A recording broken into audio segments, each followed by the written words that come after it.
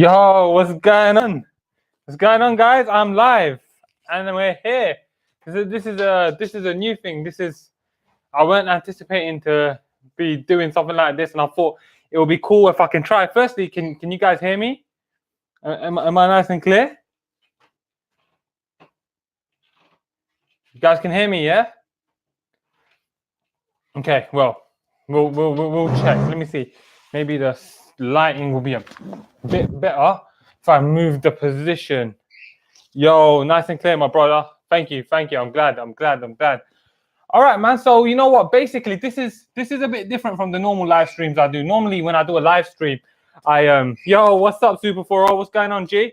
Normally, when I do a live stream, what I'll do is I'll just discuss anything and everything with you guys. And what I tend to do on my channel as well, particularly if you've been around my channel for a little while, I do fight breakdowns watching from work. Might not be able to chime in much, but I'm here. Yo, Eric, what's going on, G? I appreciate you, man. Thank you, bro. Thank you for being here. So I thought what I'll do is I'll do a live stream where I'm breaking down a fight instead of just doing my regular breakdowns. The key reason why I wanted to do that was to be able to talk to you guys while I'm doing it. So it gives you guys the opportunity to challenge me if you think I'm wrong in it as well. And that's what it's all about. Actually, more recently on one of my videos, I got challenged on one of my breakdowns. That was the cane breakdown by this gentleman who was commenting, and it was one of the most detailed, and he disagreed with what I said, and he provided one of the most detailed, well read out challenges that I've ever read being put forth on YouTube, and I really enjoyed that. And like I enjoy being challenged, particularly when it comes to MMA. So thank you guys for tuning in, and this is a fight I'm super excited about. MMA Headspace, what's going on, my brother? Hey man, just signed in to say good luck with the live stream. Can't stick about, but have fun with the fights. Thank you, bro. Thank you. I appreciate you, man. I appreciate you, bro.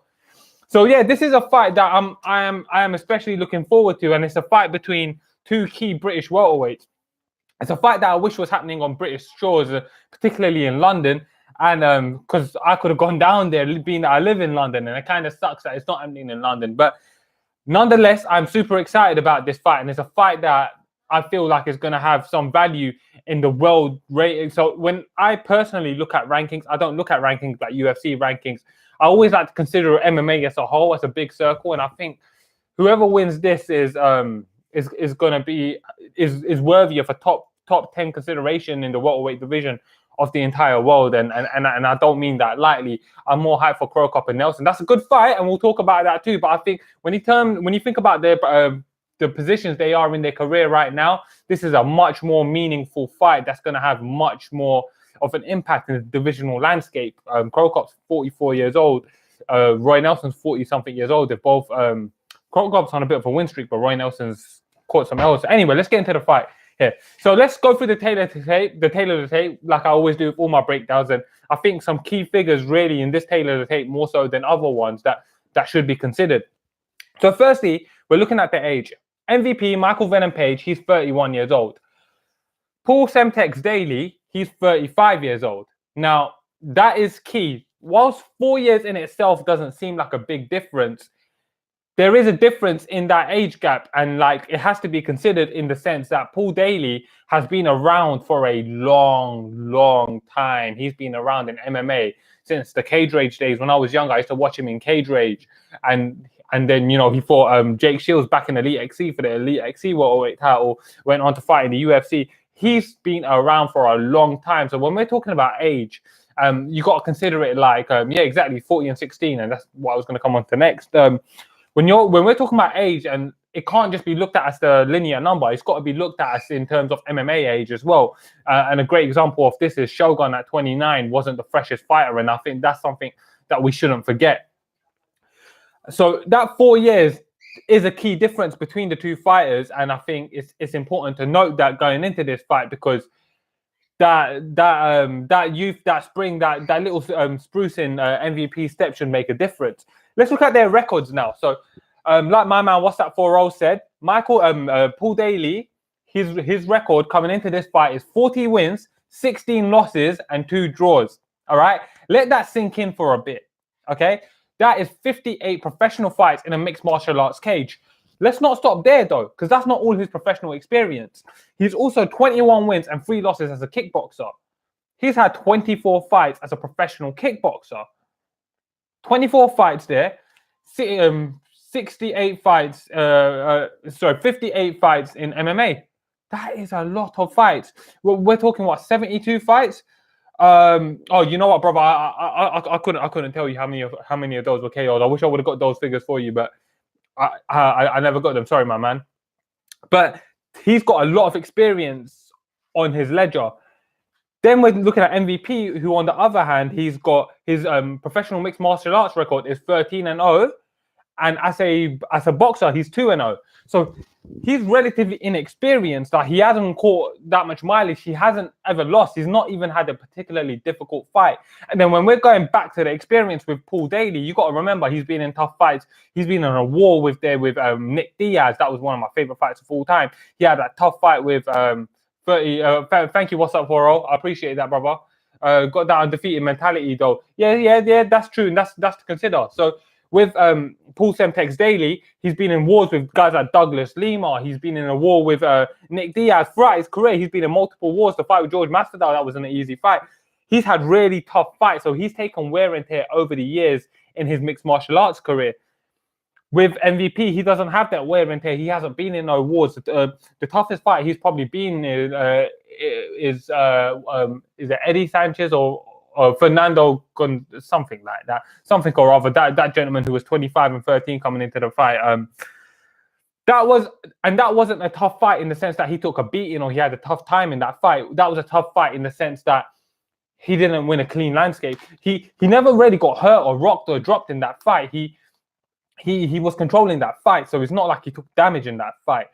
That is a big, vast key difference. But on the flip side, that means that MVP hasn't had that opportunity to test his mettle when the going gets tough. So yes, he's fresher, but he hasn't got that true world-class experience that Paul Semtex Daley does.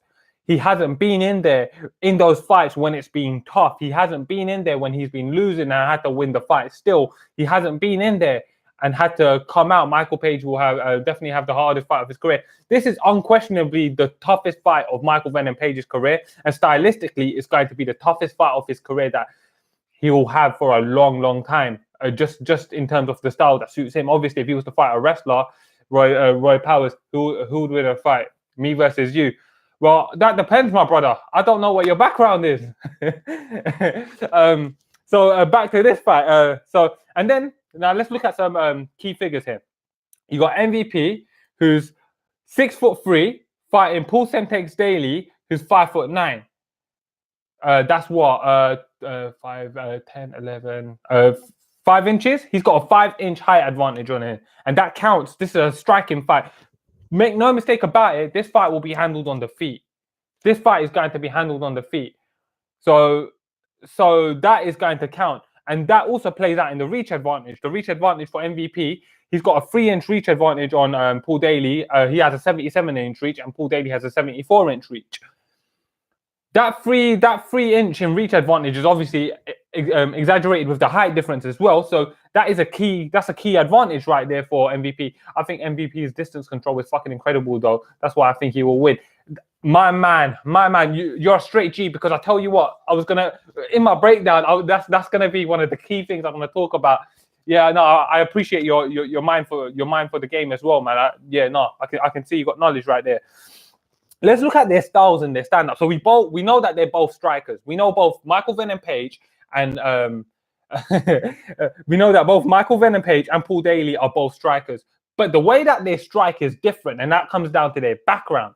So Michael Venom Page, he comes from a karate background, and actually he's medaled in world championships. And I was training in boxing, Muay Thai, and a little bit of jiu-jitsu. Yes, same like me. Actually, I still box now, so I still get that work in now. Michael Venom Page's stand-up, although he's had success as a karate fighter as well, as a striker and kickboxing fighter as well. His background, he started off as a karate fighter, which is why you see the hands down the side-on stance when he's coming in to fight Paul Daley. Paul Daley, he started off in Muay Thai. He started off in Muay Thai and boxing, and you see that in his stance and the way he fights, even the way he throws. He throws a very Muay Thai style when he throws his punches and the hooks, the way they are. His attack is very Muay Thai focused, and that's his game. That's where his game comes around from, and that's why this fight is so beautiful. That's why this fight is so beautiful, because MVP's style of striking is different from Paul Daley's style of striking, and that's why I'm so damn excited about this fight that I wanted to speak to you guys live about this fight. Let's look at some of their key wins. Now, with MVP, when we're thinking about his key wins, it's kind of abysmal. Like, there ain't really much to talk about. He's got wins over Nashon Burrell. He's who's a respected journeyman, I suppose. He just beat Dave Rickles, which I suppose you can give him as well. And then Fernando Gonzalez or Sanchez or whatever his name was, he's a respected journeyman as well. So he's got 3 wins over 3 respected journeymen. One of them went to a split decision, but those are his best wins. He hasn't fought the best fighters, and that's why it remains to be seen what's up and what's happening next. Now, when you're thinking about key wins for Paul Daley, now this is where things get interesting. Paul Semtex Daley has wins over Martin Kampmann. Dustin Hazlett. He knocked out Dustin Hazlett when Dustin Hazlett back in 2008 was not a bum. I think Cyborg was a respected journeyman too. Yeah, Cyborg was a respected journeyman as well, and I can respect him for that win. But you got to remember, Cyborg was a career journeyman, and I don't mean to shit on Cyborg because I really enjoyed Cyborg and I respect everything he done for the sport. He was a career journeyman who was in his 40s, and that makes it difficult. On JRE podcast, Michael Chandler said he wanted to fight Paul Daley. Who do you think wins that fight? Michael Chandler will just take him down, to be honest with you, brother. I think Michael Chandler's got a huge grappling advantage over Paul Daley, even if he went up. So I don't think he will strike with him. If he struck with him, I think he'll get in a bit of trouble. But anyway, let's stay on topic. Paul Daley's key wins: Martin Kampmann, Dustin Hazlett, George Masvidal. He's beaten. He knocked out. What's that gentleman's name? Dwayne Ludwig. He's beaten Scott Smith. More recently, he's beaten Lawrence Larkin. These are all key wins, and these are some of the guys. Lawrence Larkin, in particular, not that long ago, he was top 5 in the UFC. That's a key win. Okay, and he beat Lawrence Larkin just after he was coming off a good fight with Douglas Lima.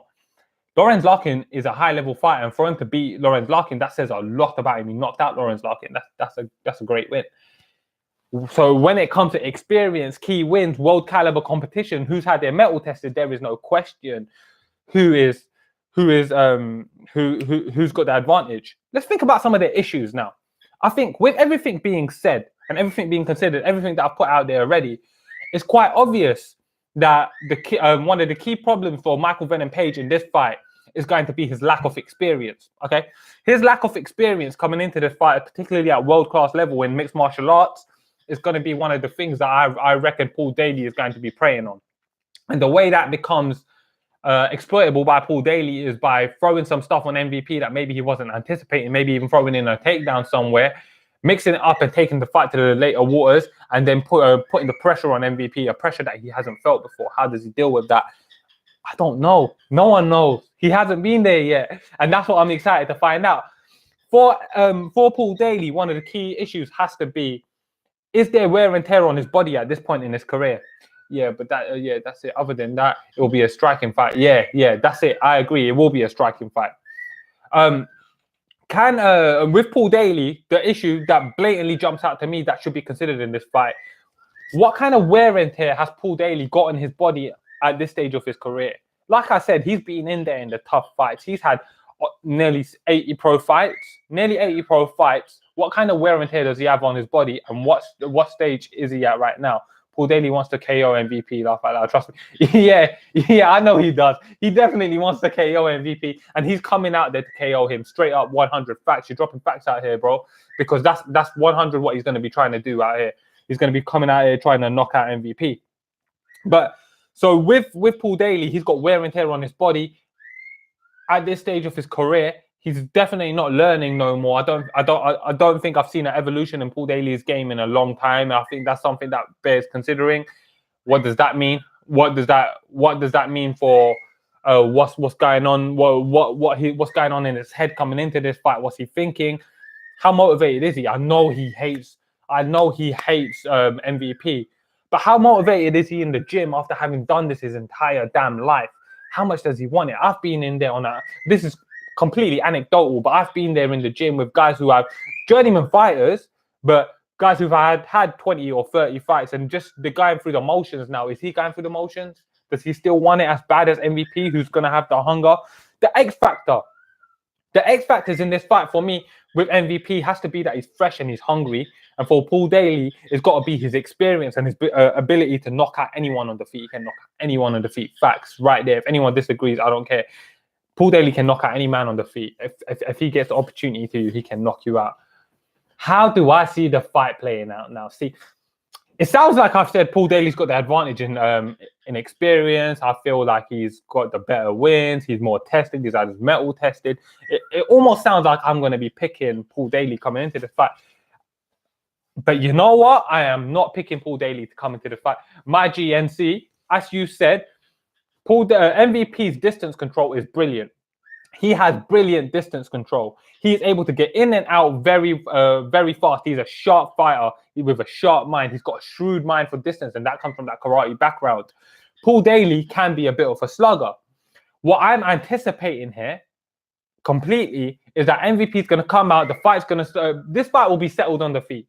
Okay, straight up, this fight is going to be settled on the feet. I don't think there'll be any grappling in this fight. Okay. I think what's going to happen is MVP is going to come out and he's going to take the center of the cage. He's going to take the center of the cage. And every time Paul Daley comes forward, MVP is going to go back.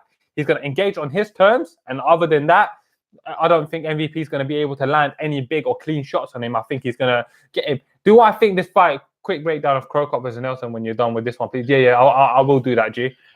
His stance is deceptive. He leans on his front foot, creates an illusion of being closer. Exactly. And one of the things that helps him to do that, and I think will particularly help him to do that in this fight, is going to be his ability to, his size and his length, that he has an advantage over Paul Daley in. He's also faster than Paul Daley as well. And I think being that he has this skill set, this unique skill set that, you know, is not your everyday skill set that you see in fighters, we're going to be seeing a very thought out game plan by MVP. Do I think this is going to be a wild war between these both? I don't think that at all. I think what's going to happen, if I'm honest with you, I think this fight has the potential to be a stinker, and I'll tell you why. I don't think MVP is going to engage unless he is ready to engage. And I think I think Paul Daley is going to be probably quite aggressive in this, but being that he is going to, not only that, Hex and Daly's too, bro, it doesn't always work against fighters, but with someone like Daley, I think it will. I expect a lot of taunting. Yeah, straight up, that's facts right there. I expect a lot of taunting as well. And so I think this fight is good. I think this fight has potential to be very dull at points. I honestly do. I think this is going to be one of them fights that's going to be handled on the feet. MVP is going to understand the threat that comes with fighting Paul Daley, regardless of what he said. He might be disrespecting him, and that's what he's putting on for the audience. But I know for a fact you've got to respect what Paul Daley can do in that cage. And I'm sure he's coming in there with it. And he trains out of London Shoot Fighters. They've got great coaches down in London Shoot Fighters. So I'm expecting that he's going to come out there. He's going to be fighting very smartly, and we're gonna see an MVP. We're gonna see an MVP decision. That's my prediction for this fight. That's how I see this fight going. I think MVP gets a W. He moves on in the tournament, in the bracket. And if I'm correct, he's on the side of the bracket where we will be seeing him be fighting Douglas Lima. Is that correct? It's Douglas Lima at his side of the bracket. Man, that fight is fire. Douglas Lima versus MVP is straight up fire. No UFC fanboy will ever be able to deny how sick that fight is. So I think this fight is going to play out. I'm going to give the nod to MVP to get the decision, and we're going to be seeing an insane fight in the next stage of the tournament. So guys, on the back of that, unless anyone wants to challenge me on that, does anyone want to challenge me on that, or are we happy to move on to the co-main event to talk about Czech Congo and Vitaly Minakov? I won't go in as much detail with these fights as I did with that one. I'm just gonna briefly give my pick. So if anyone wants to challenge me on MVP and Paul Daley, now's your chance. I actually quite like being challenged. It's quite good. This will be the first time that Daley will be tested back to back like Drizzy did me. Oh shit, that shit is so funny. Yeah, no, thank you, bro. I appreciate that, though, man. All right, Czech Congo versus Vitaly Minikov. Czech Congo versus Vitaly Minikov. That's a fun fight. I'm excited to Paul Daley second round KO. That is a bold prediction, my man, and I don't see it playing out that way. It'll be fun if that does. That will definitely wake me up at whatever time that's going to be happening in compared to the UK. I don't see it going out like that, my G. But it'll be fun. That'll be fun. I'll remember you said that, Roy Powers. I ain't gonna be forgetting this. Vitaly Minikov's back. I'm super excited to see Vitaly Minikov back. If for those of you guys who don't know, when he left Bellator, he's gone over to Russia. He left Bellator with a record of 13-0. He's gone over in Russia. No, he left Bellator with a record of 14-0. He's gone over to Russia and he's won 7 straight fights out in Russia. So sorry for stealing your fight. Sincerely, the USA. Yeah, I can't believe you guys done us like that, man. That was our fight. That should be happening in London, my hometown, man. I could have gone down. That should be in the O2 Arena. I could have driven down, gotten down to the O2 Arena in like 20 minutes and watched that fight. I would have got front row seats for that shit. It's cool though. It's cool. It's cool. I'm happy to get an exposure in the UK. For me, the sport's bigger than my personal perspective, so I'm happy for that. Vitaly Minikov's back, and he's going to be fighting Czech Congo, who at 44 years old has aged like fine wine, my friends. He's on a 7-fight win streak. He knocked out Timothy Johnson, who proved to be durable in the UFC. Before that, he knocked out Javi Ayala, who's someone who on the feet I rate his skill set. He's 12-7, but don't let that fool you. He knocked out Sergey Karatonov, who I think a lot of, and he's a good striker. Czech Congo has been looking good lately. He's won 7 fights in a row. Like I said, really he should be getting to fight for the belt, but that's not how Bellator's moving. They've set him up to fight Vitaly Minikov, which kind of sucks because I think Vitaly Minikov's going to come out. He's beaten Czech Congo once. I think Vitaly Minikov, even with the extended layoff, he hasn't fought since 2017. He's going to come out. He's got good proficient striking. He carries power in his hand. He's younger, fresher, faster. He's got a big advantage in the ground game. He's already proven he can beat Czech Congo. I think we're stealing Fury versus Wilder 2. We're probably going to steal another decision from you. Yeah, you guys are stealing Wilder and Fury from us too. But you know what? It's cool because that, to me, I kind of like that the fight's happening back in America because Tyson Fury gets to go over to America again and make it more concrete this time. Actually, Deontay Wilder's my favorite boxer right now.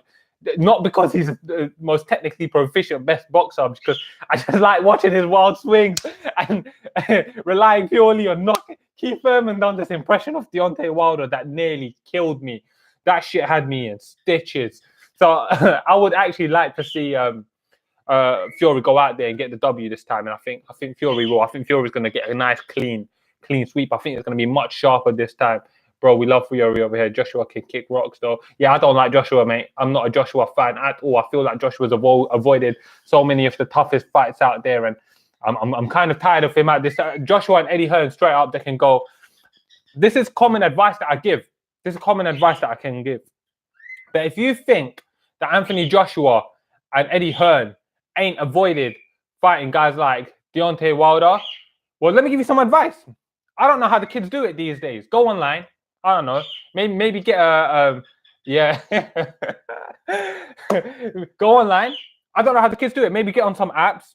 Go out. Go to the bars. Go to the clubs. I don't know. Do what you got to do. Meet a guy. It's got to be a guy. Whether you're a woman or a guy, it don't matter. You meet a guy, and then you go there. You meet him. You take a permanent marker and you write Eddie Hearn and Joshua on his dick. Then you suck his dick. If you think Eddie Hearn and Anthony Joshua ain't avoided Wilder, go suck on that dick straight up because they avoided that fight. Don't give a fuck. That's the advice I'll give to you guys if you think that Eddie Hearn and Anthony Joshua never avoided Wilder. Straight up, man. Anyways, let me get back to this. How old are you? My guess is you're 23, 25. But that's the first time I've ever been told I'm younger. I look younger. I'm 28 years old. I turned 28 in October. So yeah, man. I lost my hair by the time I was 18, so everyone's always thought I'm much older than I am. But I just shaved the shit off. I never gave a fuck, man. A lot of guys, when they lose their hair, they start crying about it, moping about it, flying over. When here in the UK, tons of guys fly over to Turkey to get hair transplants or get some weird. Dudes are getting some weird shit. They're getting a tattoo on their head now. I think it's called microscalp pigmentation. Anyways, let me not go into that. It was a bunch of pussy shit. I just shaved the shit off, but everyone's always thought I'm much older than I actually am. So shout out to you, Roy Powers, for thinking I'm younger. That's a nice compliment right there. You got a good look though, man. I would have thought you were early mid-20s as well. Thanks, man. It's because I grew out the beard, isn't it? It's because I grew out the beard, complimented the bald head, but I love the beard, man. I'm lucky though. I ain't got a lumpy head or nothing, innit? So just shave that shit up. You just got to deal with it, man. I got real hench at one point as well, a few years back. I got real big, but then I hurt my spine, and ever since then I ain't really wanted to lift no more. So I just box now. I just box like 3-4 times a week. But when I was bigger, I think I was looking at anyways. This is getting into a vanity session. I come in here, first thing I hear about is sucking cock. Hey, boxing MMA 365, what's going on, my G? No, I'm talking about Eddie Hearn and Anthony Joshua fanboys who think that Eddie Hearn hasn't avoided certain fights. That's what I'm talking about. So yeah, man. Vitaly Minakov, I think it's gonna get Czech Congo. Here's a fun fight that I'm really looking forward to: is Roy Nelson versus Mirko Cro Cop. Roy Nelson. I used to really love Roy Nelson. It kind of pisses me off that Roy Nelson is one of the guys that evolved the least in all of MMA. I've never known a guy to evolve less than Roy Nelson has in the whole of mixed martial arts. I got lovely hair, no beard. I'm out here looking like a dark-skinned Malcolm X with my goatee. But you know what? Malcolm X was a sharp-looking dude, brother.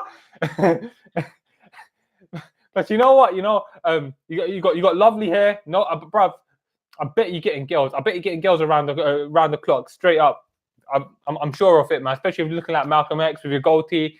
Don't see many guys with a goatee rocking goatees no more, though. I wonder what happened. When I was younger, I used to love WWE, and I used to look at Stone Cold Steve Austin. I used to be like, damn, when I grow up, I want to have a goatee like Stone Cold Steve Austin. Lost the hair, never got the goatee, but I grew out the beard in it, so it's cool. It's cool. Malcolm X was handsome as fuck, no homo.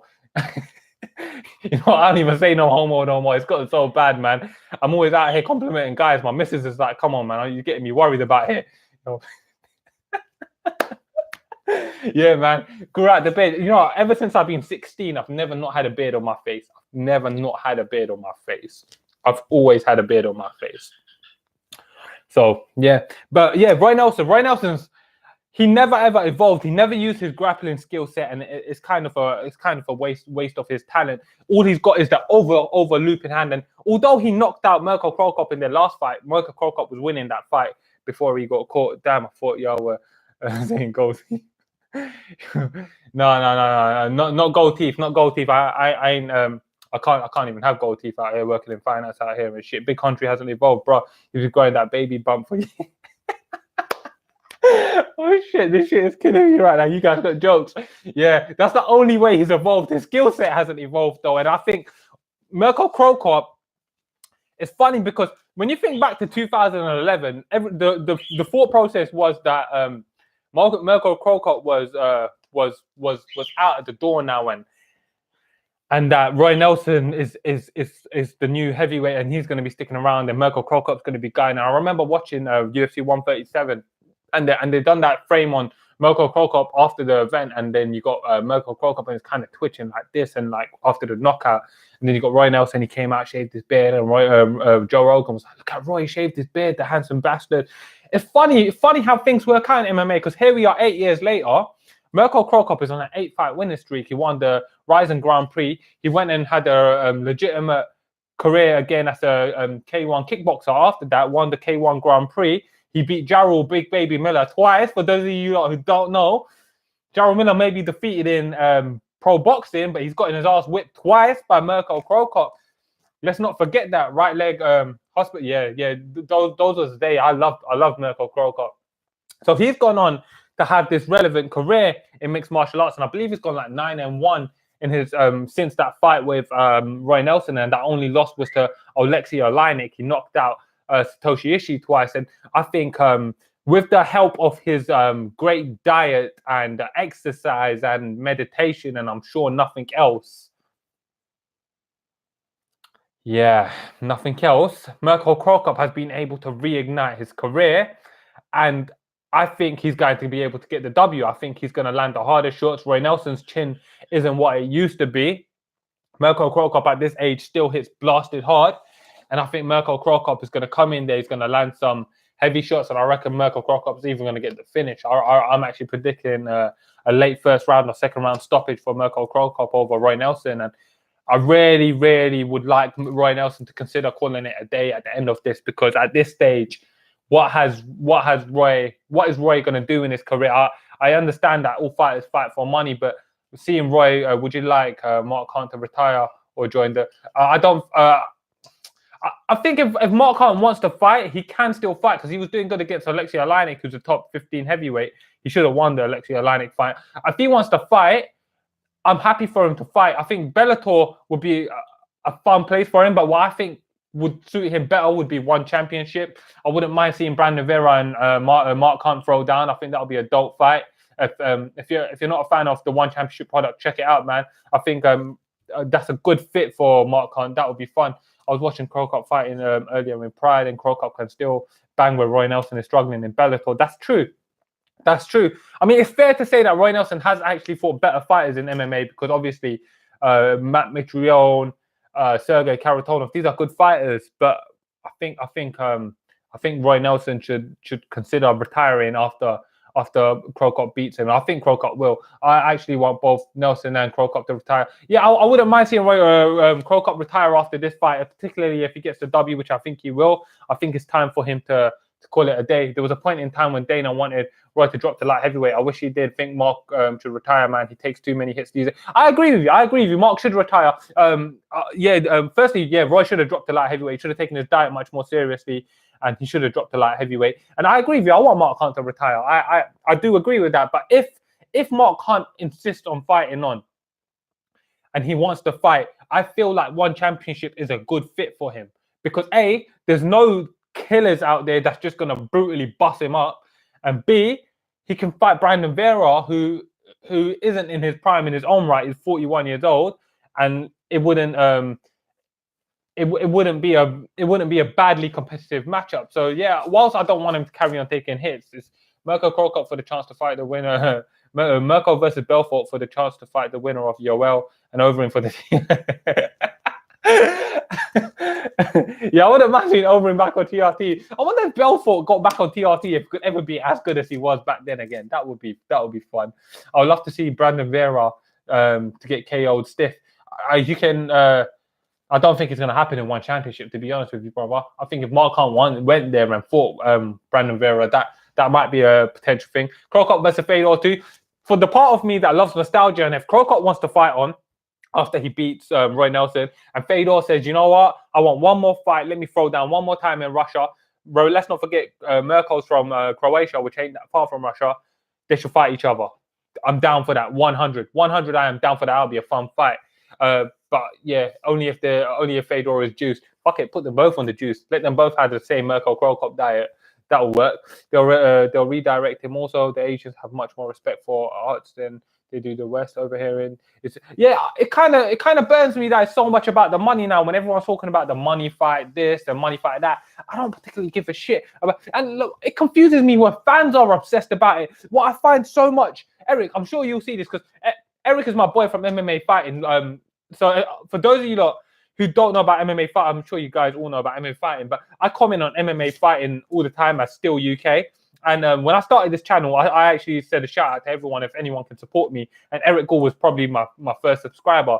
And if you would go in the forum there, and I love the forums there because there's loads of guys that have been around for years that I enjoy interacting with. But for some reason, everyone's obsessed with how much money the UFC is going to make. Like, they're like, oh, but that don't make financial sense for the UFC. As the UFC woman, I don't give a fuck about the UFC making money, bro. I'm here for the sport. I love the sport. I want to see the best fights as a fan, and I want to see the best sporting fights. The fights that make the most logical sense in relation to the rankings. Like, it should be Khabib versus Tony Ferguson. Don't give a shit about anything else. Even when the Conor Khabib fight happened, that should be Khabib versus Tony Ferguson straight up. That should have been Khabib versus Tony Ferguson. But fans are obsessed about money for some reason. I think maybe I get really confused by it. I don't know. I don't know. It's what's going on with that shit, man. Belfort TRT would be anyone at weight class. Fucking yeah, TRT Belfort was an animal. He was an animal. Okay, last fight on the main card that I wanted to talk about was Yaroslav Amosov versus Eric Silva. Just quickly gonna bang this one out. Eric Silva really didn't live up to any of his potential. It's funny that he was so up and down in his career, and I feel like the change in his physique when USADA got involved implicated him of something which I shouldn't flat out say, because he never failed for nothing, and I don't.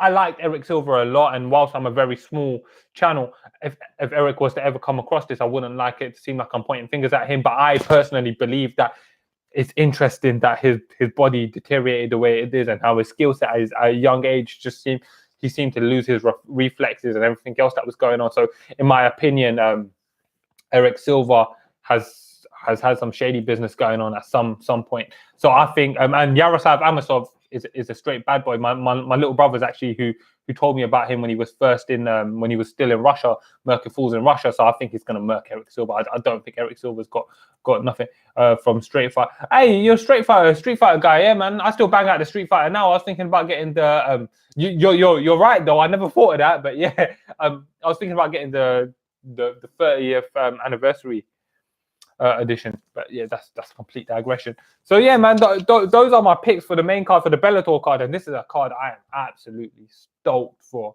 I'm most excited about this card for the weekend, and I just can't wait, man. I swear down, I think the Cain Velasquez and Ngannou fight is going to be fun, but this MVP versus Paul Daley fight to me is so intriguing. I just can't wait to see how this fight plays out. I'm really looking forward to it. And from what I've seen, interaction online, it seems like loads of fans are really looking forward to it as well. So that's something I'm super excited about. Who you got in Cain versus Ngannou? So I've done a breakdown on that fight. So if you want, you can check that out after this. But I'll tell you now, anyways. I think so.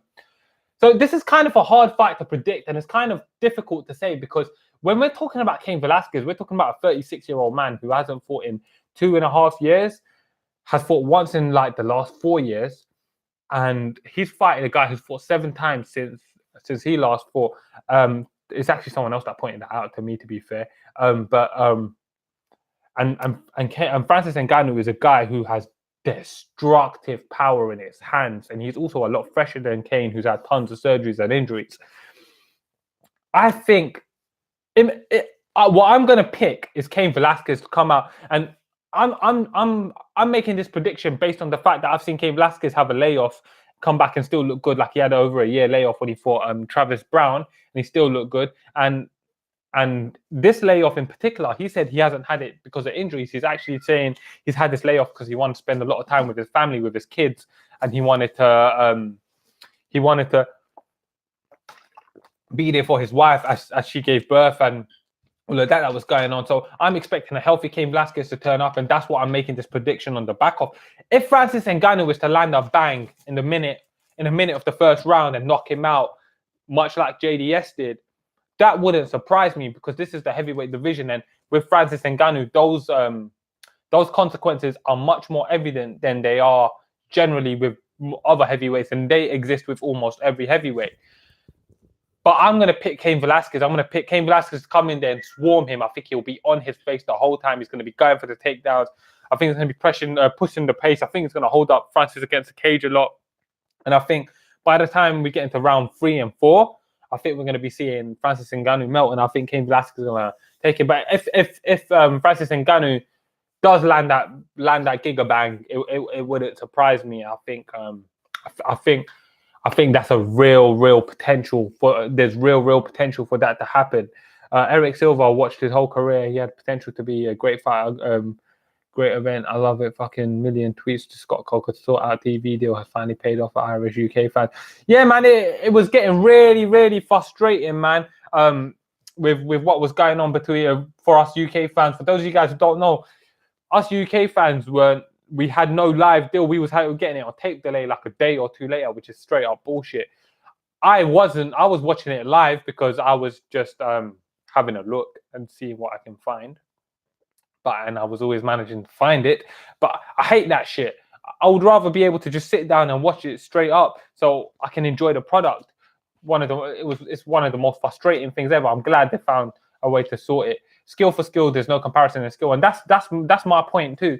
Skill for skill between Cain Velasquez and Francis Ngannou, there's no comparison. You've got to give it to Cain in every facet of every area. Maybe obviously you give power to Francis Ngannou, and maybe boxing you would consider. But I even consider Cain to be the better all-rounded striker. So that to me is the big difference between the both.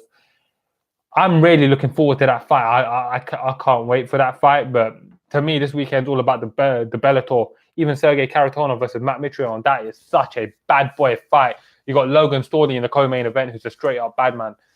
So many good fights going on this weekend that I just cannot wait. If Cain is smart, he'll wrestle the whole time. Nevertheless, Ngannou's defense is pretty solid against the cage. I think Francis' 2 losses made people forget who the fuck he is. Yeah, I agree. I think people started to write him off after those 2 losses, and I will never write him off. I will never write Francis off in any case, because he is not at 32 years old. He is not a finished product, and he has still got a lot of development to do, and he'll get a lot better. He's going to be a guy that we're going to be much like Matt Mitrione, who started later in life. He's going to be fighting healthy and fresh until he's 40 or something, however long he wants to fight. But with the losses, let's take the Stipe Miocic. Let's disregard the Derek Lewis fight, because he obviously had some psychological issues coming into that fight, and I appreciate the fact that he did have psychological issues coming into that fight. I'm not someone who disregards that, but I think what you can do is you can appreciate what happened in that. If Francis comes in not only confident but confident and smart to preserve his energy, it's going to be a hard fight for Cain. Francis is pretty quick too, and those right there, those is facts. I agree with everything you're saying there, but the thing is, you can learn lessons from that Stipe fight. That was January 2018, so it wasn't that long ago. You learn that he does gas. He hasn't lost a considerable amount of muscle or nothing like that. The muscle mass is still there. You have learned that he wasn't the best wrestler in the world. You have learned that he can be taken down. You have learned that when he's on his back, he ain't the best at getting up. There was things that you could learn from that fight that Cain Velasquez can exploit. Now, I'm not writing off Francis Ngannou in the slightest, and I'm sure he's a truck ton better, particularly if he's gotten over the psychological impact of that loss. Do I think that he'll be able to beat Cain Velasquez? Not the Cain Velasquez that I'm anticipating will turn up.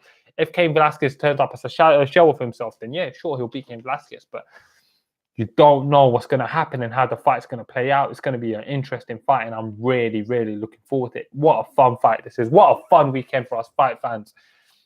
Such a fun fight for us fight fans, and I am super excited to be able to sit down and watch all these fights. And it's kind of annoying that I'll be going into work on Monday, so I won't be able to stay up to watch the Cain fight. But what I'm actually, it's kind of off topic. I've talked to Congo before and Scott, and he said he would get a title, but he's in a fucking hard fight. So if he wins it, I don't think he's going to beat Vitaly Minakov, though. It sucks because why? Which is why I said if he's smart, yeah, he's going to have to be real smart. You're right, yeah, you did say that.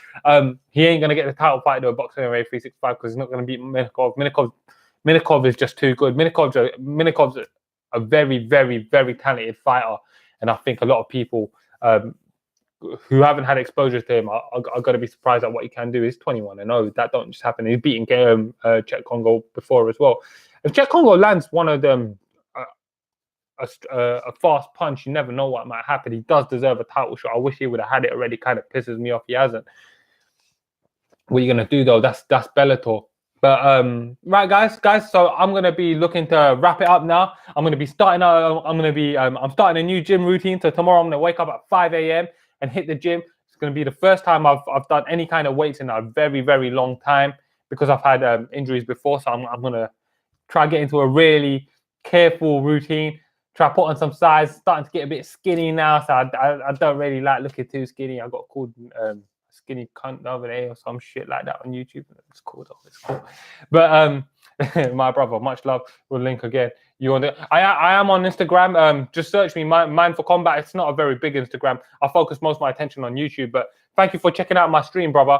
I really appreciate it. I really appreciate all the input from all of you guys. And if you guys ain't already, then please subscribe to my channel. There's only 4 people here, and I know all of you guys. So I know you guys are. But if anyone watches this afterward, please subscribe to my channel and help me hit that 400. I'm chasing in on it. Get creatine and protein in here, bro. I will do, brother. I will do. So thank you guys. Thanks for tuning in. I really appreciated this. I enjoyed this stream. I think I'll be doing more of these going forward. It's a nice format to discuss a fight more than just break down and put up the video. So thank you guys. Have a good night, yeah?